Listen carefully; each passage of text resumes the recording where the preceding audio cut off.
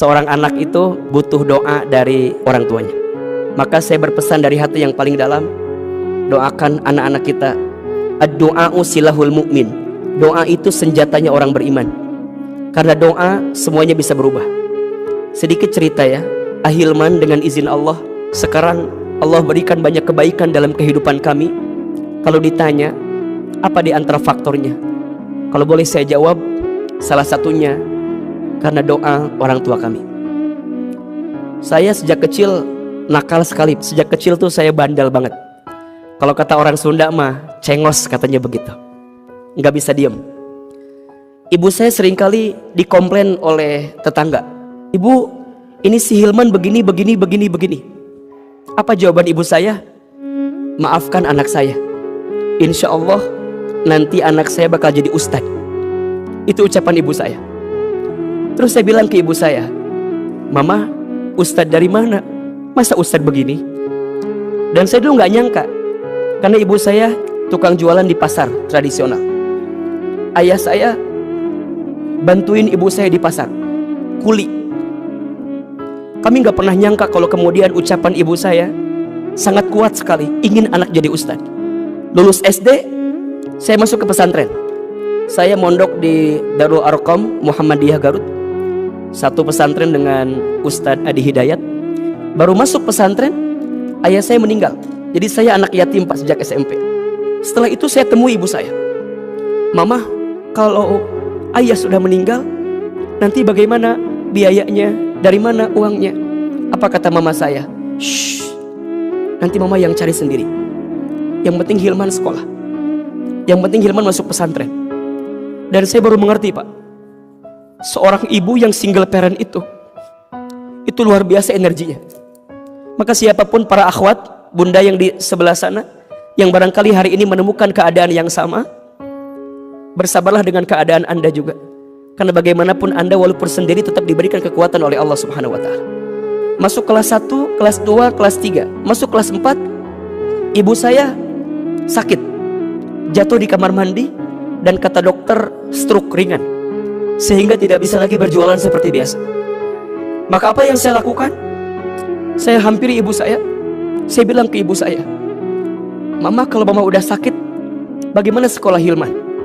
Kata mama saya, diusapin kepala saya, dipegang dada saya, "Hilman harus pinter ya, biar dapat beasiswa."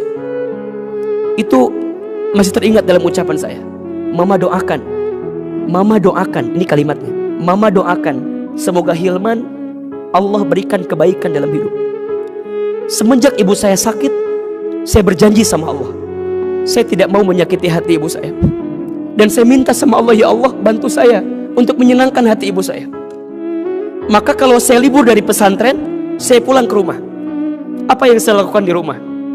Saya nyuapin ibu saya. Ibu saya itu punya kebiasaan, kalau pagi-pagi suka nonton ceramah ustadz-ustadz di televisi. Satu kali ibu saya bilang begini, "Hilman, iya mah, nanti Hilman bakal ceramah di televisi ya, seperti ustadz-ustadz itu." Terus saya bilang, "Gak mungkin mah, kita orang desa, kita orang kampung." Saya asli orang Garut, Jawa Barat, agak jauh dari Jakarta waktu itu mikirnya. Saya bilang, "Gak mungkin mah." Kata mama saya, "Shh, jangan begitu, aminkan saja, amin." Ada iklan pakai bahasa Inggris. Kata ibu saya, "Nanti Hilman sekolah ke luar negeri ya." Saya bilang, "Gak mungkin mah, dari mana biayanya?" "Shh, jangan begitu, aminkan saja, amin." Ibu kami pernah dapat sejadah gambarnya Ka'bah, hadiah dari orang yang haji umroh. Setiap beres sholat, beliau baca talbiyah, labbaik Allahumma labbaik, labbaik la syarika lak labbaik. Satu kali saya tanya, "Mama, kenapa mama suka baca talbiyah setelah selesai sholat?" Dipeluk badan saya, dicium kening saya, diusap kepala saya. Kata mama saya, "Hilman, mama ingin sekali berangkat ke Baitullah. Mama doakan ya, Hilman bisa bolak-balik ke Baitullah." Sekarang dengan izin Allah, lihat kekuatan doa orang tua. Sekarang dengan izin Allah, apa yang dulu ibu kami pernah ucapkan, sekarang terjadi semua. Ibu kami bilang, "Nanti Hilman ceramah di televisi." Sekarang Allah izinkan itu terjadi. Tapi saya sedih. Betapa sedihnya, ibu saya tidak sempat nonton saya di televisi, karena Allah lebih duluan memanggil usia ibu saya sebelum saya tampil di televisi. Saya dapat kesempatan ke Jepang, ke Amerika, ke Kanada, ke Timur Tengah dengan izin Allah. Tapi ibu saya tidak pernah tahu kalau anaknya pernah diberikan kesempatan seperti itu. Orang bilang, Ustadz hebat ya, Ustadz pinter ya. Shh, yang hebat bukan saya, tapi yang hebat doa ibu saya. Kita bisa bolak-balik haji umroh dengan izin Allah, membimbing jamaah, tapi tangan saya belum sempat menggenggam tangan ibu saya untuk bisa berangkat ke Baitullah, karena Allah lebih duluan memanggil usia ibu saya sebelum bisa berangkat ke Baitullah. Ini pesan untuk semua. Gimana pun keadaan anak kita, doakan.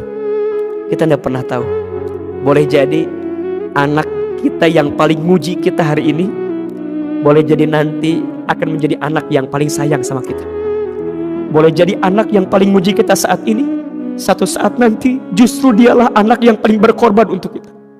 Maka jangan pernah mengeluarkan kata-kata yang buruk kepada anak kita.